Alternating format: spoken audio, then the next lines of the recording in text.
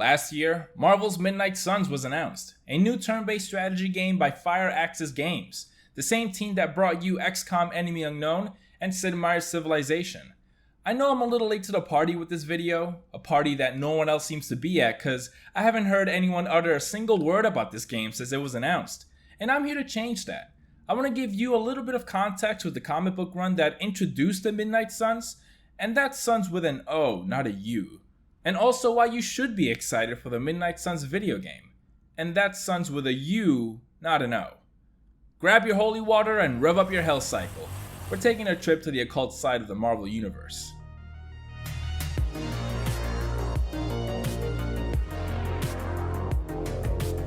The inception of the Midnight Suns began in Ghost Rider number 28 with a 6-part story arc appropriately titled Rise of the Midnight Suns, written by Howard Mackey and art by Andy Kubert. In it, we follow the spirit of vengeance, Ghost Rider, as he stockpiles criminals in an old mausoleum, one of which is longtime nemesis, Blackout.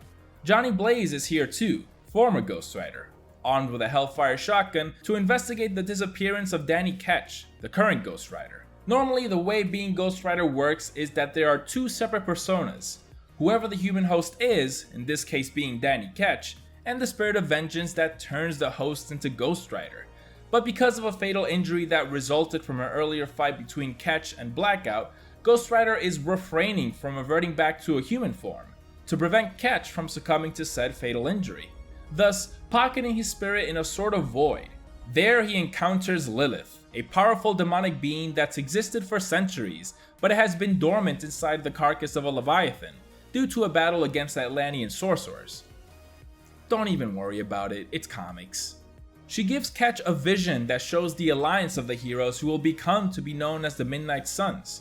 They come together to stop Lilith from bringing forth the end of all things with the help of her demonic children, known as the Lilin. Ghost Rider also experiences this vision due to his connection to Ketch, and makes it his mission to stop Lilith from carrying out her scheme, in a motorcycle road trip alongside Johnny Blaze. Along the way, they recruit other supernatural anti-heroes like the Night Stalkers and Morbius the Living Vampire. Uneasy alliances, gruesome monsters, PG-13 violence. It's a pretty good time. The Midnight Suns never really took off as a mainstay team of the Marvel Universe, like the X-Men or the Avengers. Their stories became few and far between, and eventually we stopped hearing about them for quite some time. Like every other ensemble team in the Marvel Universe, the Midnight Suns has had different iterations throughout the years, each made up of different superheroes that stay within the occult theme that the original group established. Characters like Man-Thing, the Werewolf by Night, and Blade. If Spawn Timber wasn't enough evidence, I love spooky anti-heroes. The moody atmosphere, the badass character designs, and edgy dialogue is exactly my cup of tea, or more appropriate, goblet of blood. It's far from being thought-provoking literature, but just look at this. If there's one thing these comic books get right, it is style. When you're a flaming skull-headed vigilante on a motorcycle, you don't need big words or fancy metaphors. It's just like tearing through hordes of demons in Doom. It's Undertaker. It's marathoning Friday the 13th movies. It's rocking out to Iron Maiden. It's all about the vibes, and these guys get it. With Sam Raimi directing Doctor Strange and the Multiverse of Madness, and Morbius, you don't count. Sorry, Josh. It's time for spooky Marvel to shine. Well, dwell in the shadows. We've already seen the MCU establish things like mysticism, the Darkhold, the Moon Knight, the Ebony Blade, so a Midnight Sunsetter movie or show could very much be a possibility soon, which makes this a great time to release a new video game as well. And I love getting into new characters and stories through video games. It's how I discovered Moon Knight, Deadpool, and more recently, Elsa Bloodstone. But I have read through the original Midnight Suns comic run, so I'm a bit of an expert. I thought it'd be fun to compare the source material and the upcoming video game to see what some of the similarities and differences are. At least what we can tell from the promotional material shown so far. Let's start with our team of heroes. It seems like Firaxis is taking a bit of liberty with who they're allowing into the Midnight Suns Club. In the comics, the team was mostly restricted to supernatural and occult heroes, with some few exceptions. For the video game, everyone is allowed to sit at the Goth Kids table. X-Men, Avengers, Cosmic Heroes, and even a brand new character never before seen in the comics. A first for a Marvel video game. The Hunter or Huntress is a customizable character that we'll be experiencing this game's story through. Previous games have done this as well, like X-Men Legends with Magma and Marvel's Avengers with Kamala Khan. But I think with Midnight Suns bringing in this blank slate of a character and letting you really make them your own, could potentially make this the best standing character for the player. Not every character has been announced, so I'm hoping that the rest are more in line with the original theme of the Midnight Suns. With his rising popularity due to the recent Disney Plus show, I can easily see Moon Knight being added to the roster. I would love to see Man-Thing. He's a character that I don't really know much about, and I wouldn't mind this game being an entry point for me. But I'm happy to see the main guys from the comics in the roster at least. There's Blade, a contemporary Ghost Rider, and Doctor Strange. Let's talk about our main antagonist, Lilith. She seems to be pretty much in line with her comic book counterpart. She's a demonic being looking to bring out the apocalypse by reviving dark forces. But instead of being awoken by two random scientists in the middle of the Arctic, it's Hydra that resurrected her with the use of twisted science and magic.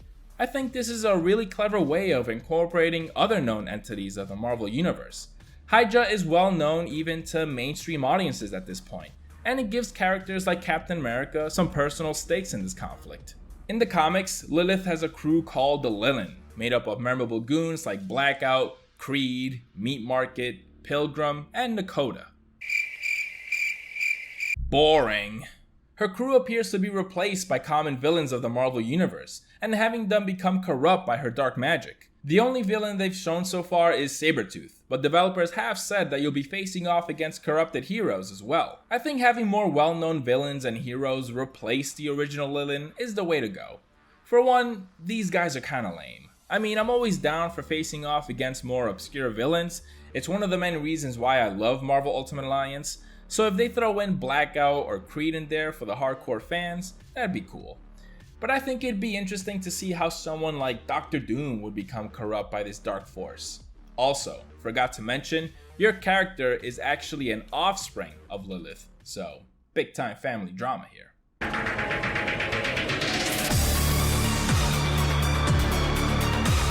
With the stage set, I want to talk about why I'm excited for Marvel's Midnight Suns. I've been seeing a lot of people dismiss this game because it's a turn-based tactical card game and because it looks like a cheap cash grab or something, and that makes me sad.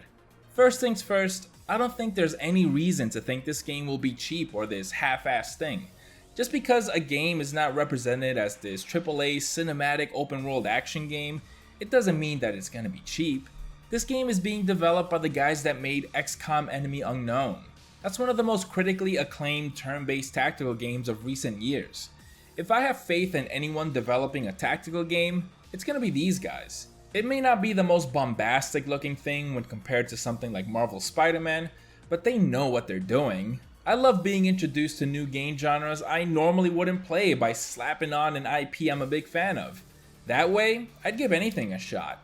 Give me that American Psycho dating sim. You know what? Maybe that last one is not such a good idea. I recently played roughly 10 hours of Wasteland 3 on PC, and I enjoyed my time with it. I was in the mood for something more methodical and that I can take my time with. It's such a cozy vibe, sitting down on a comfy chair, leaning back with a cup of coffee, some snacks, and meticulously surveying the playing field in a strategy game, thinking a few steps ahead and making the most out of my turn, rather than assuming the classic gaming position of leaning forward, legs shoulder width apart, eyes locked on the screen, bead of sweat sliding down my butt crack, ready for anything that's thrown at me. Don't get me wrong, 8 times out of 10, that's what I want when playing video games. But there is that rare instance when I'm craving something a little more cerebral. I've always wanted to get into those really nerdy tabletop board games with 20-sided dice, a character sheet, and a playing board the size of your entire dining table, but I don't know a whole lot of people that are really into that. So these turn-based tactical video games fill that void. The problem with Wasteland 3 is that I just couldn't get into its world. I'm not a huge fan of the rusted post-apocalyptic theme, and it doesn't help that it's been overdone at this point. And sometimes I feel like I need to be invested in the world and characters of a video game to see it through, especially when it's a lengthy game, which Wasteland 3 is. Thankfully, superheroes is something that I already have a strong connection to, and always will. So when I'm allocating skill points and gear amongst my team in Midnight Suns, not only will I be invested in the story this game has to tell, but also the progression and growth my team of heroes will be experiencing. If this game just truly doesn't look like your thing, that's totally fair. I'm not trying to force this thing down your throat. Maybe you're a fan of JRPGs and would be stoked to see one centered around the X-Men, or maybe a retro throwback to classic Castlevania with a solo Blade game. I want developers to feel like they can make different kinds of comic book games. I don't want every new superhero game to just be another open world action game. Let's get out of our comfort zone a little bit and see what else is out there in the ever expanding video game landscape. And maybe this game can change your mind about the XCOMs and Warhammers of the world. I'm eagerly anticipating Marvel's Midnight Suns. I'm ready to build and perfect my deck and patiently wait my turn to attack my enemies. A Professor X walking simulator. No, wait, no, I was just kidding.